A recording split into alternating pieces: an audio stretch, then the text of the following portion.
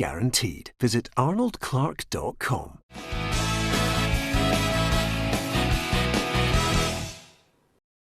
Welcome to Peter and Roughie's Football Show, sponsored by Arnold Clark. I'm Peter Martin, Alan Rough, Tam McManus, Tam Cowan and Darren Jackson with us. I'm sorry about that. You know, they get the Tams mixed up until I realise that your beautiful ball face is with me. So try not to moan.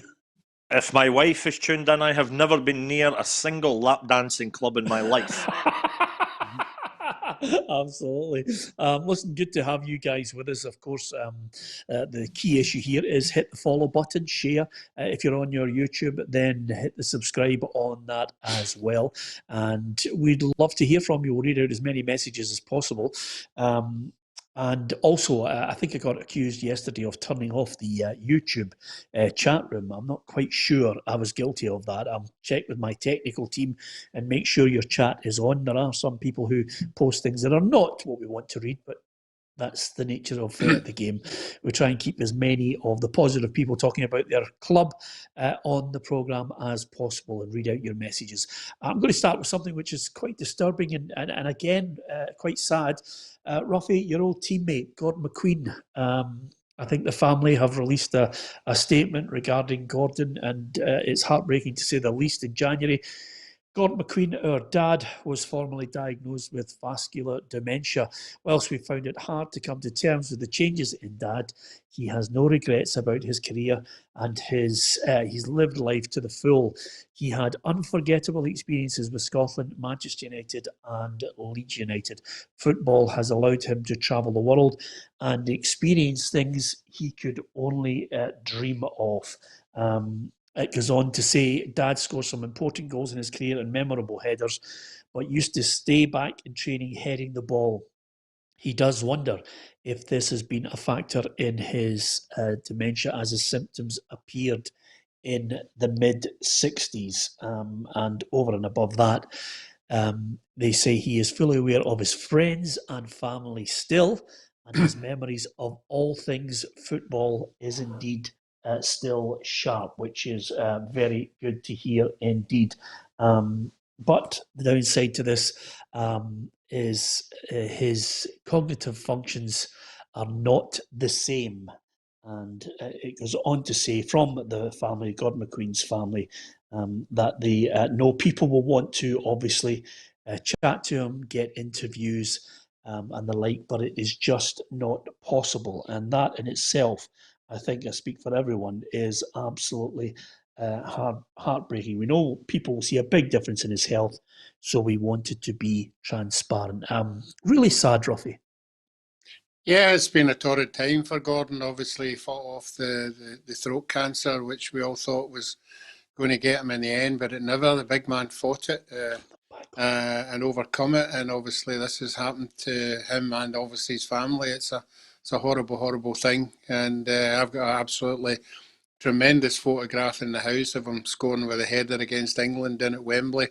And the big man was a legend. If you ask anybody, you know, whoever been in his company, you certainly wouldn't be hanging about the bar for a long time, because you would be struggling to keep up with Big Gordon with his red wine.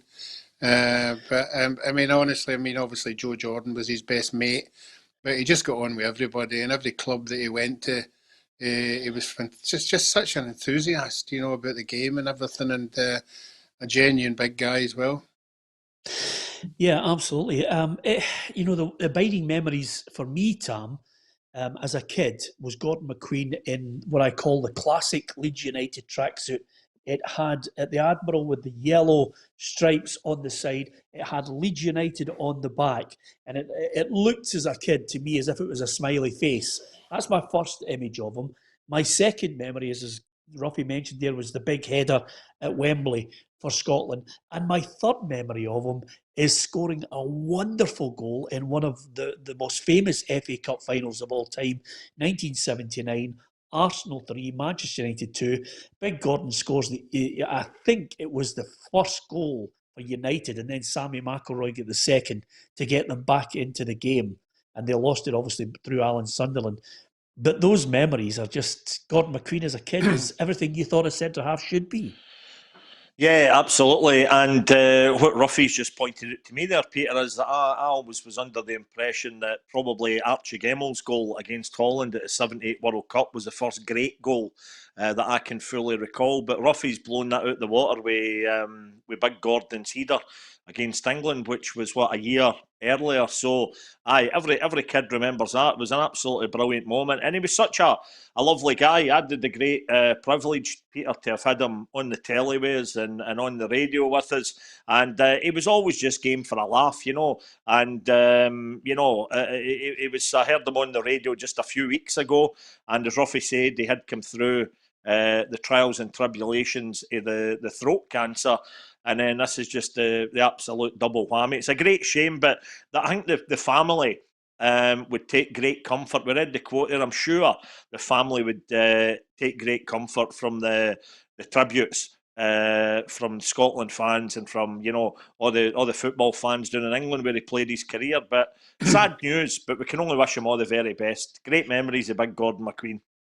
Yeah, and thank you very much to the, lots of messages coming in from St Mirren fans as well, remembering his time there at St Mirren. And certainly when you look at his career with Leeds United, Manchester United, Darren, there is a time now where we think in Scotland we only produce great left-backs. But at that point, we were producing good centre-halves. I mean, as Roughie mentioned, you know, centre-halves who headed the ball, got the danger away. If there was a set piece, they attacked it. I look at Jim Holton in the 1973-74 World Cup squads and Big Gordon as well. Just they epitomise what being a centre-half was all about. Yeah, of course, Peter, we talk about it's ball-playing centre-halves now. Gordon could play. I mean, Roughie will be able to tell you more than me. I can only remember the memories like scoring the goal, the Man United goal, the Scotland goal. But he could play, but he was a defender. And at the time, everyone goes on, people have got coaches who they set up the corners and the free kick set plays and all that. At the time, just put the ball in the box and Gordon just used to attack it and score goals. And it was as simple as that. Because that's what he did. And I only met Gordon a few times, and as Roughie said, he was an absolute gentleman to me, and had great conversations with him. And it's really sad to beat the cancer, and you think to yourself, yes, I've done this, and then for this to happen is tragic for the family. But there's one thing that they'll always live with them in the memories, because you'll never be able to take them away. Yeah, absolutely. A fantastic player. And we wish him all the very best. And of course, the best to his family who are supporting him through this very difficult period. And just really sad to read that out there, Gordon McQueen. Anyway, that's just one aspect of football. I did see actually Darren raise a smile there when I mentioned the old tracksuits. Just keep forgetting, Darren, that we're all of that same age where we all bought those tracksuits. Great, classic Leeds United. Peter, it shows you how it comes back. They're all coming out with tracksuits on now. Leeds were doing that in the 70s, and it was a classic. I mean, when you can think of strips years ago and all that. That Leeds strip was an absolute classic. Yeah, absolutely. Can't disagree with you on that. Anyway, apart from anything else, Tam, the great Scottish word that sums it all up is scunnered. But we got a wee sniff over the last 24 hours that maybe there's a plan not only in the UK but this afternoon in Scotland that we will slowly but surely get out of this pandemic with people who want a vaccine, people who don't. I don't want to get dragged into it from some people who are caning me every day on here about vaccines. But the road out seems to be that maybe there'll be fans at Euro 2020. I'm not too sure as many as we would have liked at Wembley for England against Scotland. Well, the way it goes just now, Peter, I believe that if Boris Johnson's plan comes to fruition, then the first couple of games, which includes, of course, England at Wembley, the first couple of games will be played in front of a restricted crowd. But then I believe our final game, which would be at Hampden against the Czech Republic, if Boris's plan, as I say, works, that potentially has got a full house. But I wouldn't read into anything just now, Peter. The story changes day after day after day. I must say, though, Peter, looking at the league table just now in Scotland at the top flight and having witnessed the past few Motherwell performances, I think they should just stop football now and never bring it back. You know what? We've been rotten. I'm sitting here, I'm getting slaughtered left, right, and centre. I used to think Instagram was meant to be nice and friendly compared to Twitter, but some of the messages I'm getting now. Now, don't get me wrong, I can take it and see that in a very strange way, in a quite perverse way. Considering the top end of the league, everybody knows it's done, right? There's no title race this season at all. There's a wee bit of me kind of quite happy to be right involved now in a relegation battle with the 3-4 clubs at the bottom of the league. And we've got a huge game now tomorrow night away to St Mirren. But I've said for years and years and years, Peter, that if we weren't up at the top end of the league contesting a European place, as long as we survived, I didn't mind a wee relegation battle just for the excitement. And back in the good old days when you could get fans through the turnstile, it did invariably add a few hundred onto your gate. But I'm a wee bit kind of worked up about it now, Peter. It's not looking great, shall I say. Yeah, I'm going to dive into that a little deeper in the next couple of minutes, Tam, because obviously a couple of weeks ago it was looking okay, and then all of a sudden they just hit a dip again. We'll get your thoughts on that shortly, but stay with us. I know that you've deliberately taken some power out of your iPad so that you can get off the program before we really get into you. But anyway, apart from anything else, Roughie, the repercussions of, as Tam explained there so eloquently about the Euro 2020, also has implications for you guys, because Nicola Sturgeon has given us a pathway. If it goes according to plan, there's still in jeopardy is League One and League Two and the Scottish Cup. Yeah, I think we're all just anxiously waiting. You know, there has to be some kind of dialogue between the SFA and Nicola Sturgeon after today. Everybody's still hoping they can maybe start training around about the first week in March, and then a fortnight after that get the league under control again. But I mean, until you get some kind of directive from somebody, you don't know where you are. I think the latest you could start would be, you know, near the end of March, because there would be no time to get all the games put in, and that's why I brought it up a couple of weeks ago. I think the end game is cutting the 27, 28 games down to another figure, because everybody's determined to get it finished. But this Scottish Cup thing is the big thing for me. You know, I don't know how you can continue that when you're not letting the majority of the teams, you know, play football, and continue to have a third round, fourth round, fifth round with teams of the first and second division still in the cup. So that's the problem. Nobody's coming out and telling you, and at this moment in time, all the SFA seem to be worrying about is the Euros, and are they going to get games at Hampden, and what are they going to do? They don't seem to be focusing on all the member clubs. You know, it's just what suits them and what they're trying to get out of it. So we need somebody to come out and say something. If somebody comes out and says, right, there's no more football for now, that's the first and second division scrubbed, then you have to go on with it and deal with it. But so far, nobody's given any directive at all.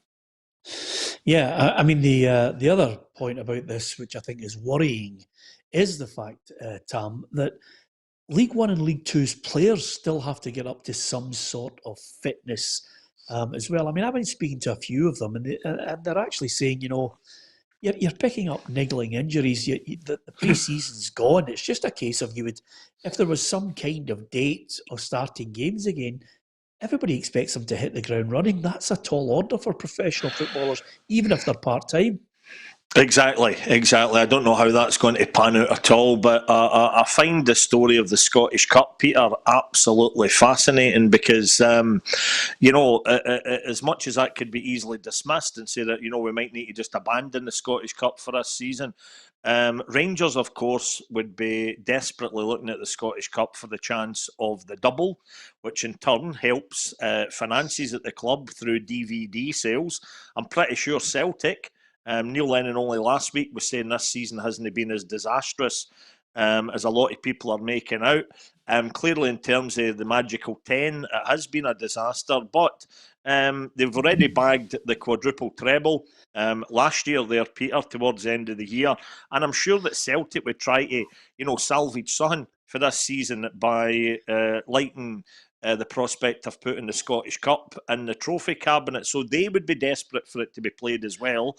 And then when you look at other clubs, maybe the outsiders for Scottish Cup success, Alan Burrows at Motherwell was quoted last week, Peter, was saying that how a Scottish Cup victory for a team like Motherwell or Kilmarnock or St Mirren or whoever it may be, it would be incredible this year, because you would go straight into a Europa League playoff place next season, and with that comes a lot of money as well. So of all the seasons for the Scottish Cup to be under threat, I find the prospect of it not being played this year utterly fascinating, and I wonder if they'll be able to squeeze it in. Yeah, I mean, there are real serious doubts about it now, Darren. If anything, it suddenly opens up a place lower in the positions in the top four. If indeed they scrapped it. I mean, that's the implication of it. They're going to have to find somebody that has to go into a UEFA tournament. We've been over this before. It's been done before.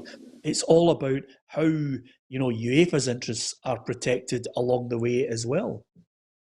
Of course, Peter. I mean, it's easy just to turn around and say, we'll just scrap it. We'll not bother.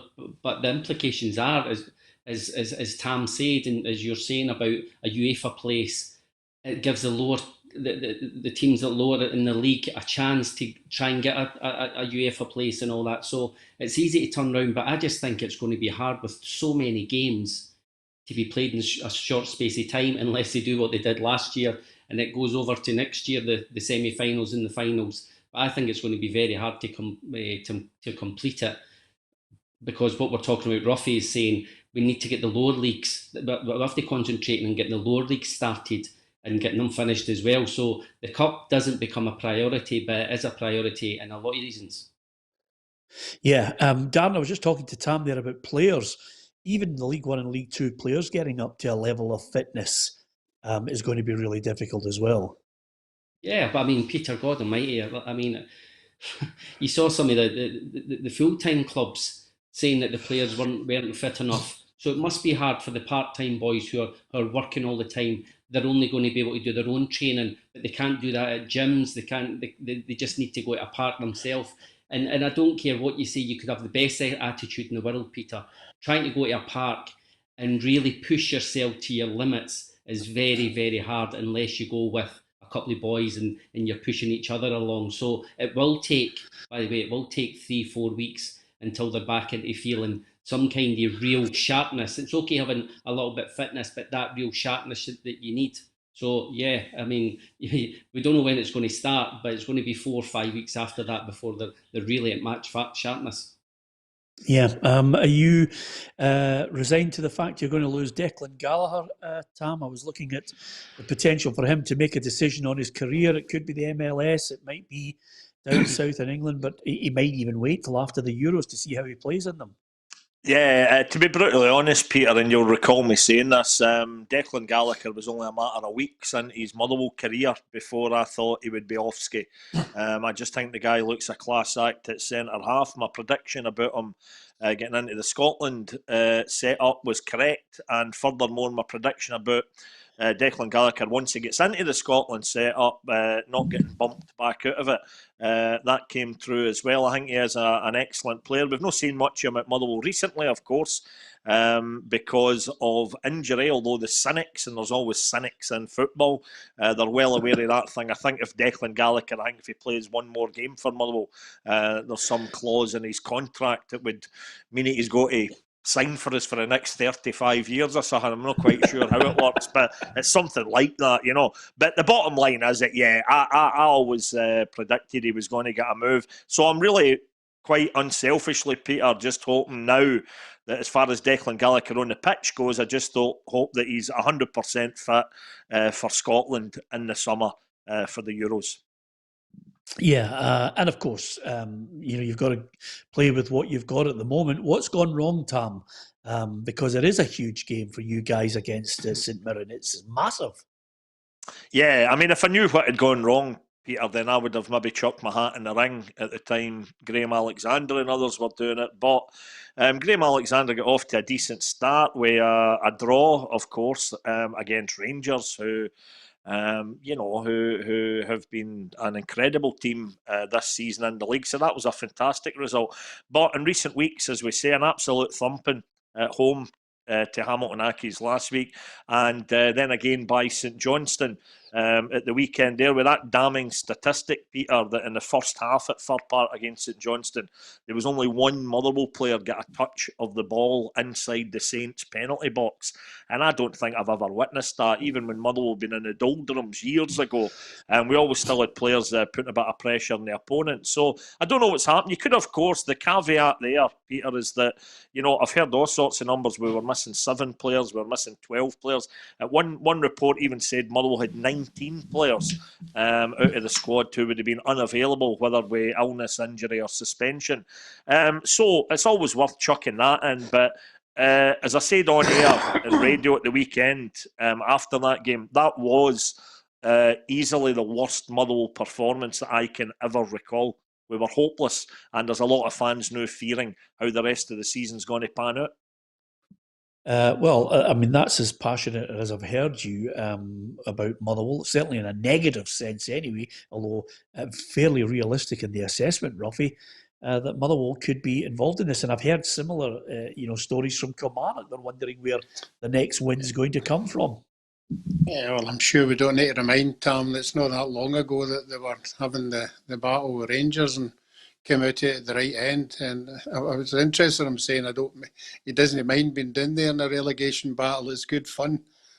I'm sure if it gets that far, it'll not be good fun to be at. Yeah, but we all keep saying that Motherwell and Kilmarnock have got far too many good players, to be down there. They'll eventually get themselves out of it. But as Darren will tell you, when you get in a run of the games that Tam's talking about, how you're playing, when you're in a dressing room, everybody's looking at everybody else, going, is it going to you that's going to dig us out of the hole here, or is it going to be you? And then that's when the confidence goes. And if you've not got any characters in the dressing room who are prepared, to do anything individual, then you're going to struggle. So you're right. Tomorrow's result is a big, big one for Motherwell and obviously for St Mirren as well. Yeah, absolutely. It's huge, and I suppose they need St Mirren, Darren, like a hole in the head, because they have been going well. They'll fancy themselves. 100%, Peter. I mean, especially at home. As we spoke on the phone, and we were speaking about St Mirren and how well Jim's recruited, and good team to watch, go for people. I mean, the result at Celtic Park, it wasn't lucky. They went for Celtic and they got a result, so they'll be confident. They'll be at Motherwell at home. I'm looking at the kind of bottom 4 teams: Hamilton, Ross County, Motherwell, Kilmarnock, and you're probably, I don't know if Tam would agree with me, but if you offered them second bottom just now in a playoff, they would probably take it, because the 4 teams, yes, Ross County have had a good result, great result at the weekend. But if you give them second bottom now in a playoff, they would probably take it the way things are going. But I watched the Motherwell game, and of course the boy scores a wonderful first goal. The second goal was a classic. I mean, Sean Rooney will be thinking to himself, how did I not score it? And then when the luck's not going your way, it falls right to Jason Kerr. And that's the way things going. St Johnstone are flying just now in a cup final, really confident, and Motherwell's confidence is rock bottom. So, but listen, I've been in the position with Hibs. You just need to pick yourself up the next game and go the next game, and try and get a result, try and be confident, try and do the things that the manager's telling you to do, and hopefully it'll turn. You'll maybe get a goal that's bounced off someone's backside, and that's where you get your confidence again. So you just need to keep playing away, and hopefully things will turn. Yeah, it's Peter. It's interesting thing there, Darren, talking about Hibs, because I've used the word Hibs quite a bit in the past few days to pals of mine, because, like Roughie said there, he reckons Motherwell, with the players we've got, too good to go down. But as Darren will recall as well, everybody said that about Hibs that year when Terry Butcher was in charge. They were in the bottom half when the league split.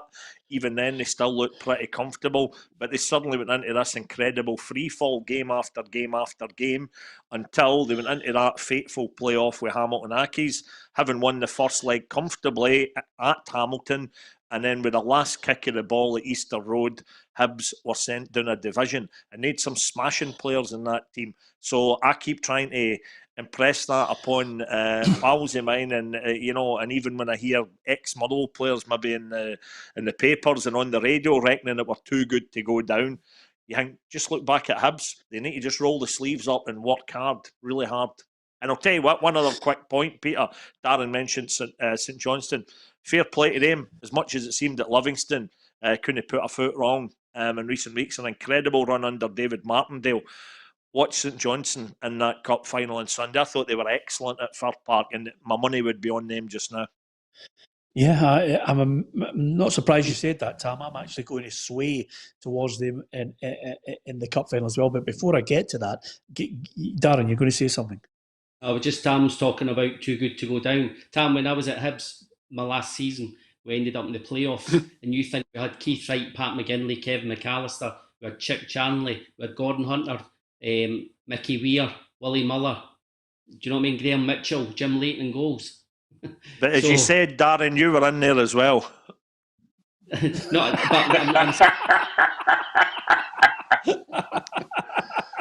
Did you get no, that? You make the point. You're right. I mean, that's a who's who of Scottish. That's a who's who of Scottish football that you've just mentioned there. You're absolutely right there. That's an even better example than the Hibs team that did go down against Hamilton Accies. They were household names that Darren just rattled off.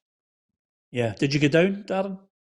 No, we beat Airdrie at home 1-0. Actually, Steve Cooper scored an own goal. He died not that long ago, Steve Cooper. Yeah. And we beat them 4-1 at Clyde Stadium. We were 1-0 down at half time, and Steve Cooper missed a penalty. If he had scored the penalty in the first half, Peter, we were away. We had gone. We just got in at half time. Jim Duffy got into us, and we scored 4 in the second. I scored 2 penalties in the second half, and we survived. But for a team like Hibs, we should never, ever have been down there.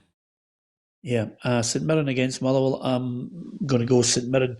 St Mirren to win it 2-1. Tam, what's your take? Hi, cheers for that, Peter. I think St Mirren have been going great guns. And you know what, Peter, I don't know if it would filter down to them, but if, as you're talking about earlier, if the Scottish Cup doesn't get played, and they've got to find a Europa League spot for somebody in the league. I don't know even if St Mirren could work themselves into such a position, but maybe they've already got one eye in that will keep them G'd up at that end of the league. They have been playing really, really well recently, St Mirren. And I would take a draw right now, Peter. Yeah. I just think a draw in the back of 2 heavy defeats at home, that might just give us a wee boost. But right now, I'm going to go for my classic. I'll go with a doer 0-0, but happy to take a point. Yeah. Darren, what's your prediction? Well, I'm hoping for my pal Craig Hinchcliffe, the goalie coach at Motherwell, they can get a result, but I'm just, the way things are going, the confidence is low and St Mirren are flying just now. I'll go 2-1, the same as you, Peter. I'll go 2-1 St Mirren. Yeah. Roughie, do you just want to compound Tam's misery? No, I'm going to go the complete opposite because I need points. Yeah. So I'm going to go the midweek strange result. I'm going to go Motherwell to win 2-1. Which, for the benefit of some people listening, the word opposite is even more further apart than opposite. Roughie just makes words up as he goes along. He just doesn't care. If it comes into his head, he just fires it out. It's absolutely brilliant. Anyway, apart from anything else, I'm delighted that Roughie's gone 2-1 because you've just thrown the towel in this season. You have lost the plot. You are so far behind. You're taking wild stabs at every game you potentially get 5 points at. Let's see what we're saying on Thursday. Let's wait absolutely. And see what we're saying on Thursday. Okay, listen, even better than that, I mean, Scottish football it's the sport that just keeps on giving. Here's David Martindale on what the players are going to be doing heading to the cup final on Sunday.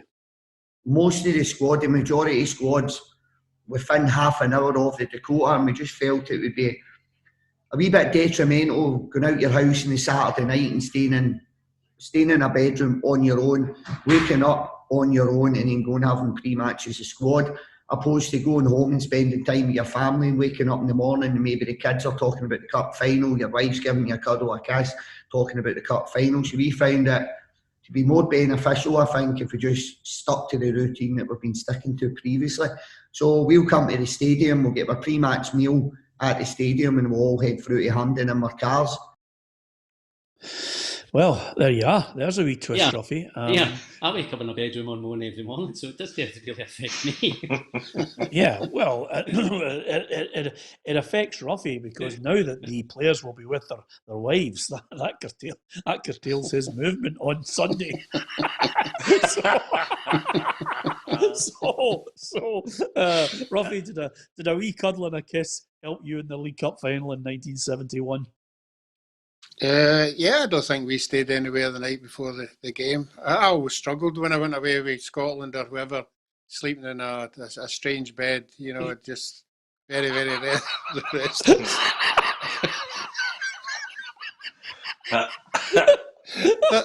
was... but no.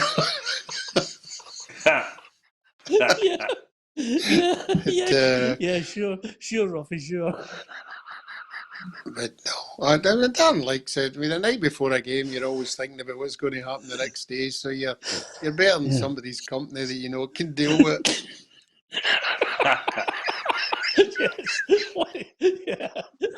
What was it like chatting to Gina Lola Brigida after the Tue game, Roughie? Fantastic. Tam, there are moments in life when you know Roughie's just talking a lot of nonsense. I know, but not like David Martindale, who I think, all joking aside there, he's speaking perfect sense. Because the bottom line is, if they did go to a hotel the night before, particularly, Peter, in the back of all the incidents that have involved senior players in Scotland so far, there'd be no leeway for these guys just because they're in the cup final. They wouldn't be allowed to sit in the bar and, you know, the managers, you've heard managers at cup finals before saying, right, it's the final tomorrow, but you can have a couple of beers a night. All that goes out the window because of COVID. They'd be sent up to their beds, they'd be sitting there in their Todd, sitting in front of the telly, no company, no nothing. They're much better being there. I think the bit I took out of that is their kids, the players that have got kids. The morning of the game, the kids been able to wish their daddy all the best as he drives away. I mean, they'll be bursting with pride at that, you know. And although David Martindale's saying get a wee kiss and a cuddle in the morning for their wife, I'm assuming they're all newlyweds then. For that sort of stuff. It brought the memories flooding back, aye. But no, I think it makes, and incidentally, Peter, it also maybe makes monetary sense when we keep saying that every penny is a prisoner. The hotel that you mentioned, we won't go for any product placement by repeating it, but you're not getting in there for 20 quid a night, you know, and that always kind of amused me in the past. I remember one Friday night, Peter, I was at a function in the Hilton Hotel in Glasgow city centre, and there was a wee bit of a fuss generated upstairs in the ballroom because a few folks saying, oh, you'll never guess who's downstairs. And as you looked over the balcony down into the foyer area, it was basically the entire Celtic squad, right, who'd been in the Hilton.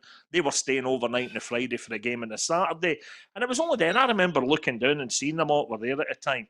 And I'm thinking, wait a minute, Celtic tomorrow are at home. Celtic are playing at Parkhead tomorrow, which is about, you know, just a couple of miles up the road for that hotel. And you think, what lavish expense that is, staying overnight in a 5-star hotel before a game at home in Glasgow. You know, Celtic could clearly afford it, you know, but overall, I think it makes perfect sense by David Martindale. And I wish them well for everything that he's been through. Took way too long for the authorities to decide he was fit and proper. And I just hope we get the sort of final on Sunday that makes you forget that there's no crowd there. I hope we get a cracker, an early goal for one of the teams. That's what we should be hoping for. Yeah, I think you're right, Tam. I think we will get a cracker. Incidentally, for anybody who, obviously everybody tries to get alternative areas where they can earn money, you know, maybe after dinner has, for some speakers, has stopped and there's the difficulty of going out and earning extra shekels. if you're a young single person and you can't get your dishes washed, don't forget Roughie's wife is washing the dishes at the moment, and she'll be able to wash them for you. If you take them round, obviously in a bag, and just place them at the front door, Roughie's wife will wash the dishes for you.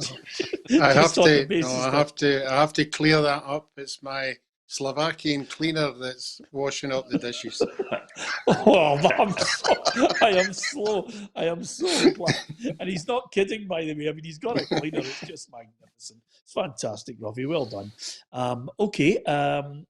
The League Cup final, I think, will be a cracker. I'm going for 5 goals in this one, Roughie. I'm going to say St Johnstone will win it 3-2. I think St Johnstone will win it. I don't know about 5 goals. I hope it's something like, I'll go for 3-1. 3-1 St Johnstone. Yeah. Darren? Yeah, I was just going to go 3-1 as well. I just think they've not gone off the boil, but they're not playing as well as they have been playing Livingston. And I just think St Johnstone have taken a couple of notches up, and I think they've been playing exceptionally well. Not even just at the weekend. So I'm going to go 3-1 St Johnstone. Yeah, Tam. As much as I was talking up St Johnstone there, as much as I thought they looked brilliant against Motherwell at Fir Park, and as much as Livingston have perhaps just gone off the boil a wee bit in recent weeks, Peter, this is my last chance for making it up to all those Livingston fans after I erroneously put them at the foot of the table at the start of this season when you asked me for my predictions. So I'm going to go a 1-0 win for Livingston. Come on, the Lions. Yeah, absolutely. As if to throw more bad news onto the fire, Roughie, of late, Dundee against United. That game's been called off. Pitch inspection, waterlogged pitch. I mean, I don't think Dundee have kicked a ball in the last couple of weeks. No, I don't know if Darren would agree with me. I always thought Dundee's park was absolutely minted. Yeah. I always thought it was good quality. I know there was a wee bit of a slope on it and everything sort of ended up down the bottom end, but they always seem to have a really, I thought it was one of the good pitches. And I remember this clearly. I remember when there was really heavy rain one year that Dundee had bought these big sort of sponges on the end of a tractor. And the sponges used to get in the park and just soak up all the water. I mean, massive big sponges. And I don't know why, if they're having that much problem now with rain, they don't sort of have a look at something like that, because they seem to leave it to the last minute before they start calling games off when they know the weather that's coming. Yeah, maybe that's the headline from tonight's show. Dundee need to look to get some big sponges back. Roughly, when I was playing for United and that, and you would have. It was always voted the best pitch, was it not? Yeah. Yeah. He thinks I'm making that. He thinks I'm making that up. Yeah, it's gone. Honestly, today's just one of those days. I've got such a real mix of pundits today. I've got Tam, who's on the verge of going on to a massive downer. I've got Darren there, who just chats with me every day, and we just moan at each other on the phone. And I've got Roughie talking about big giant yellow sponges on the back of a tractor. What more can you ask for? And of course, The yellow sponges have gone, Roughie, but they've been replaced by rubber ducks. Okay, it is absolutely flooded. I'm going to fish out a 40 to prove my story. Right? He's got fish as well on the pit. He's got fish, rubber ducks, sponges. It definitely has been flooded. But Peter, you only need to stick your head out the window. It's been absolutely hosing it down there, constantly. It's been like gale conditions, and it's, I'm not surprised that's off. The only thing you can say, Peter, the clubs are obviously desperate to get the games on just now and get the season moving, and the only solace I would take from a game being called off is that at least fans aren't being put out here, because we always hated the stories in the past when fans had maybe already even arrived stadia somewhere in Scotland, only to be told the game's off, and then that's when all the trouble starts. So at least the fans are left out of it because they can't go to the games. Yeah, and it's hard to believe, Darren, as we look at the game tomorrow and then getting ready for the weekend, Steven Gerrard and Rangers will be getting ready for Royal Antwerp, and a chance to really get another shot in the arm, another great bit of news if they can get, through in that game, which I think we all expect Rangers just to see off Royal Antwerp. And then, of course, we're getting ever closer. It's hard to believe, but we're getting ever closer to the end of the season. And Rangers could actually finish it quicker than most, because it's Celtic Aberdeen at the weekend, and then Rangers have Livingston on the Wednesday. So there's a wee bit of time. Rangers have got Royal Antwerp and then Livingston, and then they get ever closer to this title, which is, I think, 7 points away, Darren. Yes, I mean they'll concentrate on Thursday, Peter. That's a massive one for them. They'll know it's not going to be easy. They've absolute wonderful result over there, but they know that they'll come, and Antwerp will still play the way still play football the way that they played. But Rangers at home, they've lost one game in 40. If you can't get any more confident in that, I don't know what you can do. And again, Steven and their staff have said that they take it game by game, and it is, Peter. It is an old cliche, but it's true. They will take it game by game. I think inside the room they will know, obviously, without saying they've won the league now, and you know where they would probably like to win it. But it doesn't matter. They'll just want to get as many points on the board and get it done as quick as possible. Yeah, to make the last 16 again in the Europa League, Roughie, is no mean feat. I think he deserves tremendous credit for it. The title is coming, but I would like to see him. I would like to see him stay beyond that. I know people have wild speculation about he's going here, he's going there. People will make a move for him in the summer. I'd like to see him stay and build something again. Steven Gerrard, because he has been a real breath of fresh air and a shot in the arm for Scottish football. Yeah, I think he's going to get a shock, once they've won it, and what it means to a lot of people. I think he's going to be, I know he's been steeped in Liverpool and everything that goes there, but I think he's going to get a reaction that he's probably never had for a long time when he sees how much it means to Rangers and the fans and the club are winning something. And I think that will be the inspiration for him to say, here, I quite like this here. I want a wee bit more of this. I want to start winning cups and everything that goes with it. Because when you've got a 50,000 support behind you and you're winning things, it can only be the best place to be. And I'm sure that might just be the sway for him. Yeah, we're all waiting and know the Liverpool thing happening. I think the longer he stays at Rangers and the more success he has at Rangers, it's more of a given that he doesn't have to go anywhere before he goes to Liverpool whenever that's going to happen. Because that'll be his target. There's no doubt about that. But I still think that once he wins the league here, I think he'll get a surprise of where he's going to, be put up on this pedestal for what he's done. Tam, I wouldn't rule out something that not a lot of people have been talking about, which is, I think if the draw is kind to them, I think Rangers could get to last 8 in this tournament, possibly further again. And I think that's a real incentive for Steven Gerrard. When you look at the way they play home and away in Europe, you couldn't rule it out. Not at all. They've been excellent, and in fact, the only criticism you could have of Rangers last week in Royal Antwerp is that they killed the game on the night. It was absolutely sensational viewing, end-to-end game, all sorts of bonker stuff going on with the referee and VAR.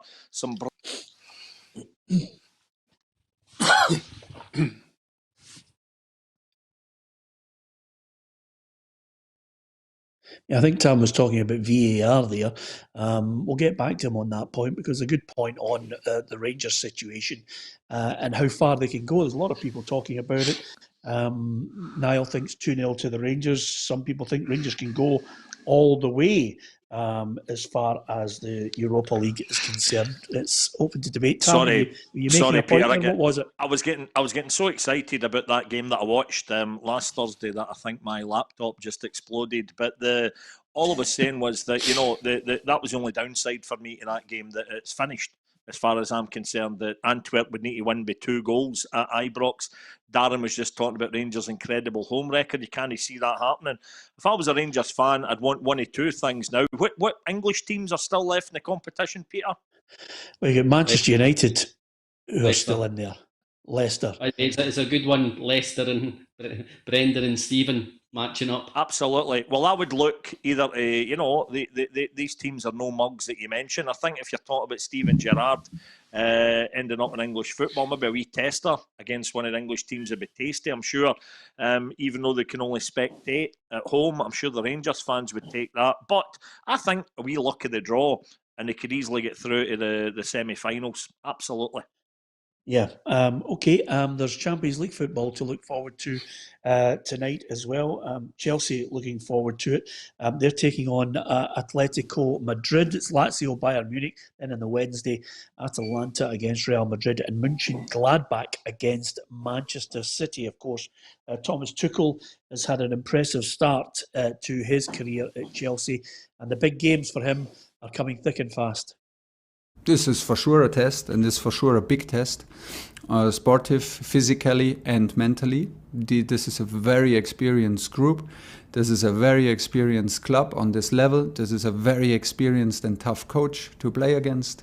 Yeah, it's a big test, and this is exactly what we want. We want the biggest test because it brings out hopefully the best in us, and we will do it on our way, and they will play their way. Well, he summed the whole game up for me, but Darren, the one man that he hasn't mentioned who's very, very good, very, very experienced, is very, very Luis Suarez. He can inflict some damage on them. Well, 100%, Peter, and he's right. Physically and mentally, Atletico Madrid are incredible. The demands the manager puts on them, and you see the demands he puts on himself on the touchline, and his enthusiasm is incredible, and that's what he wants from his players. The way they press the game is just they never give you a minute, and then they've obviously got quality as well. And in Suarez, you've always got a chance of getting a goal, and he's been incredible for them. I mean, you leave Barcelona, some people leave a big club like that, and a bit of a downer for the way it happened and all that, but he's just raised his game again. And the 2 centre halves at Chelsea are not had a great season, but they'll really have to be on their game tonight. Yeah, I'm looking at the 3 teams that I think potentially could win it. Roughie, I think you this season have finally got a chance of your team winning this. And it is, of course, PSG. PSG, Bayern Munich, or indeed Man City are the 3 that I think could do it. Yeah, I would agree with the 3. I don't think the others are possibly up for it. I don't see any of the teams that are, the smaller sort of teams, have the strength and depth, to get there to the final. So yeah, it depends on how the draw goes. I think that's the only way that a team, an unexpected team, would get there if these big sides all started getting drawn against each other and started knocking each other out. That would probably give some of the other teams a chance. Yeah, okay. A couple of things to mention to you guys just before we go. Tomorrow on our 1-to-1, I've been having a chat with Richard Foster. Plays for Partick Thistle. Roughie, as you know, very difficult to try and get any regular football. 35 years of age, possibly thinking about hanging up the boots in the summer. Would love to kick a ball with Partick Thistle on a regular basis before the end of the season. Whether he can do that or not remains to be seen. The reason I think you should download it on the podcast or indeed watch it. He's such an interesting character, Richard Foster. He's got an opinion or 2.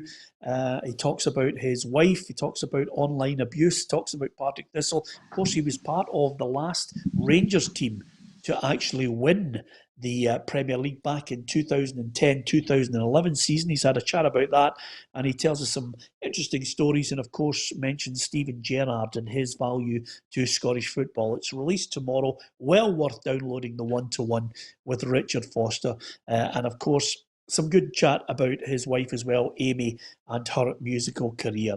What a combination, a footballer and a pop star, so it's well worth it. And interestingly enough, I don't know, I know Tam's got a kind of a weird eclectic mix of music, but if you like a bit of rock and country feel about it, then Amy McDonald's latest album, Roughie, is well worth a listen. It's absolutely fantastic. I don't know if you listen to albums anymore, Roughie, do you? No, but I'm sure No. I know the millions that she's sold, so she must be doing particularly well. I get absolutely. into Amy's music a wee bit, Peter. First time we had her on the radio. I'm kind of quite a good host like that. If we've got some on, I've not really been into their stuff. I'd even include Hue and Cry in that. With the first time they came on the radio, dug out the greatest hits, and I fair enjoyed it. And Amy McDonald's stuff I think is really good. But the thing that I will always applaud her for, I've got a Neil Diamond concert that he did in I think it's called the Roundhouse in London. One of these BBC concerts, and I remember the first time I was watching that when incredibly he welcomed on one of the night's special guests, and it was our very own, Scotland's very own Amy McDonald. And I thought, wow, she has performed on stage with Neil Diamond. It was absolutely sensational. So I've got a lot of time for her, and I'll back what you say. I've had a few chats down through the years with Richard Foster, and he's got some really good opinions on a lot of stuff. So I'll be tuning in for that tomorrow, Peter. Yeah, he's well worth it. And of course, Darren, some other news coming in. We always like two last things here. Joe Newell has signed a new deal at Hibs till 2023. I like him. I think he's got a good left peg on him. What do you make of him? Is it a good deal for Hibs? Yeah, I was there on Saturday, Peter. I was watching him on Saturday for Blackpool, actually. He had a good game. I think he's got more in him, Peter. I think he could control a game. He's got a great left foot. He's composed. And obviously he's playing with Jackson Irvine, and Jackson Irvine just gets to go forward and all that. And especially Saturday was hard to judge because obviously Hamilton went down to 10 men earlier. And as I said, I think he's got more in him. I think he could do more in the game, but definitely got a great left foot and got great ability. Yep, good stuff. Okay. And just on the back of that, I might as well tell you, Roughie, there it is there. There's the album. Get a hold of it if you can. It's well worth a listen, Roughie. You get it into your car. If you can take the 8-track recorder out of your car, Roughie, it's well worth listening to Amy McDonald. Just before we go, I know we've been watching all sorts of documentaries, but the greatest ever footballer, Pele, the documentary is uploaded onto Netflix today. If you have been watching all these documentaries about the greatest player here, there and everywhere, Pele documentary on Netflix, it's worthy of your attention, Tam. Is it something that you would watch? Yeah, absolutely. On that note, I must thank you for steering me towards the Champions League football last week. I gave up some other things on telly to watch Barcelona PSG, and I thought it was sensational. I'm with Roughie now. PSG are my team. That boy Mbappe, who I think they probably first came to the fore for guys like myself in the couple of games they played against Celtic, and he looked absolutely unplayable. I watched that game last week, Peter, and you wouldn't even have known Lionel Messi was on the park. You know, Mbappe was the top man by a country mile, and I really enjoyed it. So I'm hoping to see a bit more of him. But yeah, I read about that today. Quite a harrowing piece that I read about Pele and just the kind of fragile state he's in now, and using a walking frame, no keeping the best of health at 80. But I always think it was a wee bit unfair in Pele when folk gone about Messi and Ronaldo and say that, oh, they were miles better than Pele. I think it's simply because the world at large are able to watch Ronaldo and Messi maybe twice a week on the telly now. You watch every one of their performances, and for a lot of folk, the latter generations, Pele is almost like a bit of a mythical character who you've maybe just heard tales of from your youth. But what a player he was, and don't ever say a bad word about Pele, Peter, in front of Mr. Chick Young, Esquire, or he'll just go for your jugular. He is the biggest Pele fan out there ever since he met him for a documentary in the BBC some years ago. Chick will not hear a bad word about Pele. He'll be tuned into that tonight. He may even already have watched it. Yeah, the only thing that I could possibly criticise him for is, Roughie, putting his name to Viagra when basically, he's married to a 30-year-old and he doesn't really need Viagra. Sometimes you just put your name to a product just to get a wedge. When really, he's not. Is this Chick you're talking about? If you're married to a 30-year-old, I'm sure you would need Viagra, believe me. Okay, Roughie, I'll take your word for it. Darren, last word on it from you. I mean, I'm lucky enough, I'm probably like Chick, one of those very few people in the UK who's had that great honour of sitting down in a one-to-one with him, and I'll never forget it as long as I live. I thoroughly enjoyed it. Peter, his record speaks for itself. You know my opinion. I'm a Maradona man. Because I saw more of Maradona. The two now are just miles ahead of anybody. I mean, the record, and I think they get a kick out of looking and to see what if Ronaldo's scoring, Messi wants to score, but Pele was just, I didn't see enough of him, Peter. But as I say, his record speaks for himself, and it's opinions. You go for Pele, I go for Maradona, but it's nice to be up there. Yeah, absolutely. And I leave you with this thought for some of the people who watch our programmes, and I'm not having a go at you, Brian, believe me. You're a valued member who watches the show on a regular basis. Brian Haig says, don't forget, there's also a documentary on Sky about Britney Spears. So, there you have it. We're right across the whole Now we're spectrum. talking. Darren likes Maradona. I like Pele. Brian Haig likes Britney Spears. What time's that? What time's that Britney Spears on? Exactly. That sums it up perfectly, Roughie. Tam, have a great night. Darren, Roughie, and from myself, Peter Martin, to all of you, thanks for watching.